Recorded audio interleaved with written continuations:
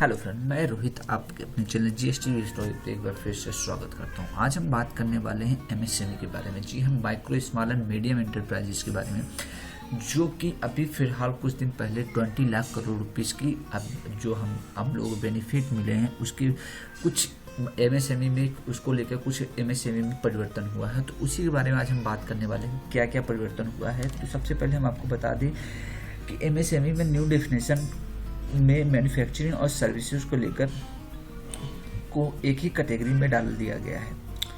पहले ये नहीं था, पहले इन्वेस्टमेंट के आधार पर किया जाता था, लेकिन अभी आज की डेट में इन दोनों को एक ही कैटेगरी में कर दिया गया और इसके अलावा इनका क्लासिफिकेशन इन्वेस्टमेंट और टर्नओवर के आधार पर किया गया है और इनको कितने टर्नओवर और कितने इन्वेस्टमेंट के आधार पर किया गया है। तो ये हम आज आपसे डिस्कस करने वाले हैं। और हाँ, सेकेंड चीज़ आपसे बात करने वाले हैं कि उद्योग आधार में रजिस्ट्रेशन कैसे कर सकते हैं। इसमें आपको उद्योग आधार में रजिस्ट्रेशन करने पर आप खुद से उद्योग आधार में रजिस्ट्रेशन कर सकते हैं और इसमें आप अपना जो रजिस्ट्रेशन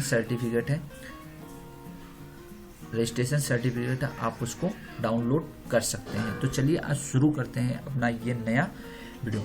तो हमारा माइक्रो एंड एंटरप्राइजेस की पहले 25 लाख मैन्युफैक्चरिंग के लिए थी और सर्विसेज के लिए थी 10 लाख।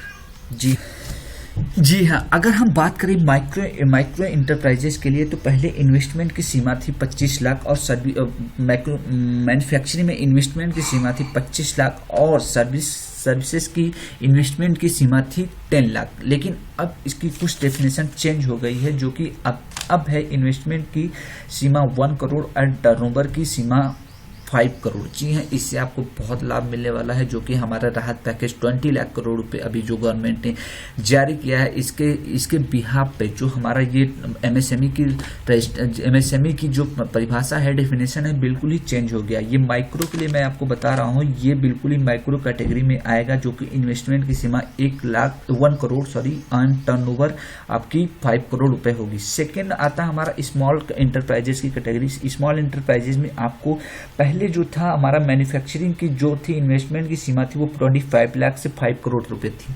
लेकिन अब क्या है, और सर्विसेज की इन्वेस्टमेंट की सीमा 10 लाख से 2 करोड़ रुपए थी। लेकिन अब इनकी भी परिभाषा चेंज हो गई है, जो कि अब की इन्वेस्टमेंट की सीमा है 1 करोड़ से 10 करोड़ रुपए एंड सर्विस टर्नओवर है 5 करोड़ से 50 करोड़ रुपए। जो कि अभी इस स्मॉल कैटेगरी में जो भी इंटरप्राइजेज आते हैं, इनके लिए भी काफ़ी अच्छा हमें लगता है, अच्छी अपॉर्चुनिटी है, जो कि आप बिजनेस को और अच्छे स्केल पे ग्रो कर सकते हैं। ये बहुत ही अच्छी राहत भरी हमारी गवर्नमेंट ने राहत भरी सांस लेने को दी है, जो कि अभी कोरोना वायरस के दिनों में ये ऐसा सीन चल रहा है। तो ये बहुत बड़ी हम लोगों के लिए बेनिफिट है। और थर्ड हमारा आता है मीडियम एंटरप्राइजेस के लिए। मीडियम एंटरप्राइजेस में जो पहले इसकी डिफिनेशन थी, इसमें मैन्युफैक्चरिंग सेक्टर में इनकी जो इन्वेस्टमेंट सीमा थी 5 करोड़ से 10 करोड़ रुपीज़ एंड सर्विसेज के लिए जो इन्वेस्टमेंट सीमा थी वो 2 करोड़ से 5 करोड़ रुपीज़ तक थी। लेकिन अब इनकी भी डिफिनेशन में चेंजेस कर दिए गए हैं। ये चेंजेस बहुत ही अच्छे हैं, जो कि आपको बिल्कुल ध्यान देने वाली होगी। अब इनकी डिफिनेशन ये बोलती है कि अब इनकी इन्वेस्टमेंट की सीमा 10 करोड़ रुपए से 20 करोड़ रुपए है और टर्नओवर 50 करोड़ रुपए से 100 करोड़ रुपए है, जो कि आपको बिल्कुल इन चीज़ों पर ध्यान देने वाली बात है कि ये हमारा एमएसएमई की डिफिनेशन बिल्कुल चेंज हो गई है। चलिए मैं आपको सेकेंड चीज लेके चलता हूँ कि आपको एमएसएमई में रजिस्ट्रेशन कैसे करना है। सबसे पहले आपको उद्योग आधार गूगल पे टाइप करना होगा और इसमें जो फर्स्ट आपका ये पेज खुल के आएगा, इसमें आपको जाना होगा। इसको ओपन करना होगा। तो हमने पहले से ओपन कर रखा है, तो इसमें ओपन करने के बाद आपको कुछ नहीं करना है। यहाँ पे आधार नंबर और नेम ऑफ इंटरप्राइज। आपको एक चीज़ और बता दूं, अगर आपके पास आधार नंबर में आपका मोबाइल नंबर अपडेट नहीं है तो प्लीज़ उसको अपडेट करा लें, क्योंकि उस आधार नंबर में जो आधार नंबर है उसमें मोबाइल नंबर अटैच्ड होगा, तो उस पर OTP जाएगी, जिसके थ्रू आप इसमें रजिस्ट्रेशन कर सकते हैं। सबसे पहले स्टेप इसमें यही है कि आप अपने आधार नंबर में मोबाइल नंबर को अटैच करा लें।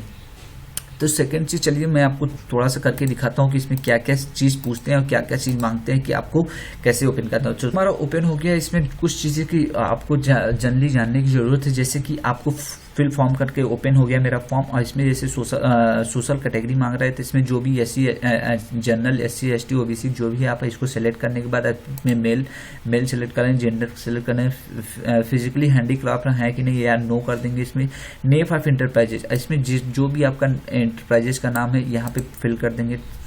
सेवेंथ आता है टाइप ऑफ ऑर्गेनाइजेशन, आपके ऑर्गेनाइजेशन किस क्या है, आपके प्रोप्राइटरी है, individual partnership, cooperative, private limited. एक चीज और आपको बता दो, यहाँ पे टाइप ऑफ ऑर्गेनाइजेशन में अगर आप प्रोप्राइटरी हैं तो प्रोप्राइटरी अगर सिलेक्ट करते हैं तो यहाँ पे आपको पैन की जरूरत नहीं पड़ेगी। जी हाँ, इसमें आपको एक चीज ध्यान देने वाली बात यह है कि टाइप ऑफ ऑर्गेनाइजेशन में प्रोप्राइटरी में है तो आपको पैन नहीं डालना पड़ेगा, लेकिन आप पार्टनरशिप है तो उसकी पैन या तो प्राइवेट लिमिटेड कंपनी है या फिर आपका मान लीजिए सोसाइटी है तो यहाँ पे आपको पैन डालने की जरूरत पड़ेगी। तो मैं सपोज कर लेता हूँ, मैं मेरा प्रोप्राइटरी, तो मैं प्रोप्राइटरी में सेलेक्ट कर लूंगा। तो यहाँ पे अगर आप पैन डालना चाहें तो पैन डाल सकते हैं, तो यहाँ पे पैन डाल देंगे। ठीक है, नेक्स्ट आपका आता है लोकल ऑफ प्लांट, आपका जहाँ पे बिजनेस है वहाँ का एड्रेस यहाँ पे आ जाएगा। नेक्स्ट आपको ऐड, अगर मान लीजिए आपकी बिजनेस और कहीं किसी और लोकेशन पे कहीं और एड्रेस पे चलती है तो यहाँ पे और भी आप ऐड कर सकते हैं एड्रेसेस। 10th आता है ऑफिशियल एड्रेस, भी आप यहाँ पे डाल सकते हैं। अगर ऑफिशियल एड्रेस ऊपर के सेम हो और नीचे का भी सेम हो तो वही सेम डाल सकते हैं।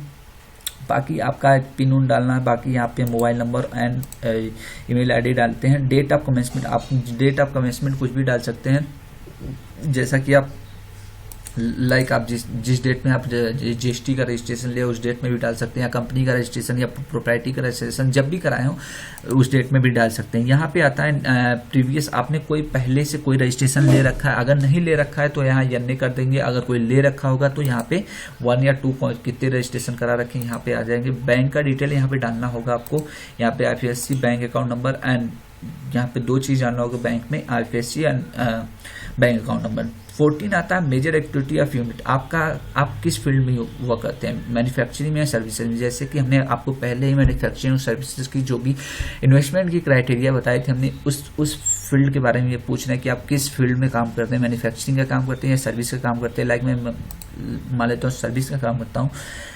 थर्ड चीज आता है 15 आता है नेशनल इंडस्ट्री क्लासिफिकेशन, आपको यहाँ पे NIC कोड डालने होते हैं। NIC कोड अगर आप लाइक मान लेते हैं NIC कोड, आप यहाँ पे सर्विसेज सिलेक्ट कर लीजिए, यहाँ पे NIC कोड डालने, तो NIC कोड आप या फिर NIC कोड गूगल पे सर्च करके डाल सकते हैं। अगर आप नहीं डाल सकते नीचे आपको यहाँ पे कुछ दिया होगा कि देखिए NIC 2, NIC 4, NIC 5, यहाँ पे अगर आप सेलेक्ट करेंगे तो ऑटोमेटिकली वहाँ पे आ जाएगा। लाइक मैं सिलेक्ट करता हूँ कि मैं यहाँ पे काम कर रहा हूँ, कोई सर्विसेज दे रहा हूँ, मैं इंश्योरेंस का काम कर रहा हूँ NIC में, सॉरी यहाँ पे मैं ले लेता हूँ कुछ और,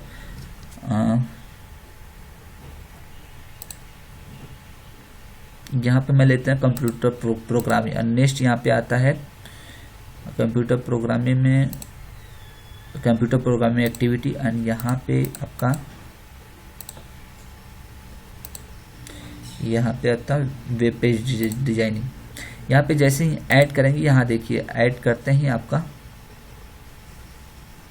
ये आ गया, देखिए यहाँ पे आप सारा कुछ आपका लिख के आ जाता है। तो आप इसको अगर आपको कुछ इसमें गड़बड़ी है तो इसको यहाँ पे डिलीट भी कर सकते हैं, और नहीं तो आप इसको ऐसे एज इट इज रख सकते हैं। नेक्स्ट चीज आता है पर्सन एम्प्लॉयड, आपके कंपनी में या फिर आपके मैन्युफैक्चरिंग सेक्टर में कितने पर्सन काम करते हैं वहाँ पे देने की जरूरत है। मान लीजिए मेरे साथ 5 हैं तो 5 मैं डाल देता हूँ। यहाँ पे नेक्स्ट आता है इन्वेस्टमेंट। एक चीज यहाँ पे आपको ध्यान देनी होगी कि यहाँ पे जितने भी मैं डालता हूँ 25, यहाँ पे 25 लाख की बात हो रही है। यहाँ पे नीचे लिखा हुआ है रुपीज इन लाख, तो यहाँ पे 25 लाख की इन्वेस्टमेंट मैं कर रहा हूँ, ऐसा कुछ आपको दिखाना। जितने की आपकी इन्वेस्टमेंट होगी वहाँ पे यहाँ पे ये चीज दिखाना। नेक्स्ट आता है 18 में डिस्ट्रिक्ट इंडस्ट्री सेंटर, ये ऑटोमेटिक यहाँ पे आ जाएगा। नेक्स्ट आपको सबमिट करना पड़ेगा। सबमिट करते ही आपको एक OTP आएगा, मैं आपको बता देता हूँ। सबमिट करते ही आपको OTP आएगा, और OTP आपको डालने के बाद आपका फॉर्म, आपका रजिस्ट्रेशन सर्टिफिकेट आपके सामने आ जाएगा। नेक्स्ट रजिस्ट्रेशन सर्टिफिकेट आपके सामने खुल के आ जाएगा। आप उसको डाउनलोड कर सकते हैं या प्रिंट आउट भी निकाल सकते हैं। तो ऐसे ये लघु आपको MSME में आपका रजिस्ट्रेशन होता है, तो इसका मैं आपको दिखा दूंगा कि कैसा होता है इसका रजिस्ट्रेशन सर्टिफिकेट। बिल्कुल इसी तरह आप कर सकते हैं जैसा कि आप इसमें देखेंगे। तो आप बिल्कुल ही सिंपल है, आप अकेले इसमें घर पे भी कर सकते हो, कोई दिक्कत वाली बात इसमें नहीं है, यहाँ पे नहीं है। आप एक एक स्टेप आपको यहाँ पे भरना होगा। बेसिकली आप यहाँ नॉर्मल चीज़ें मांगी गई है। तो ये रहा हमारा एमएसएमई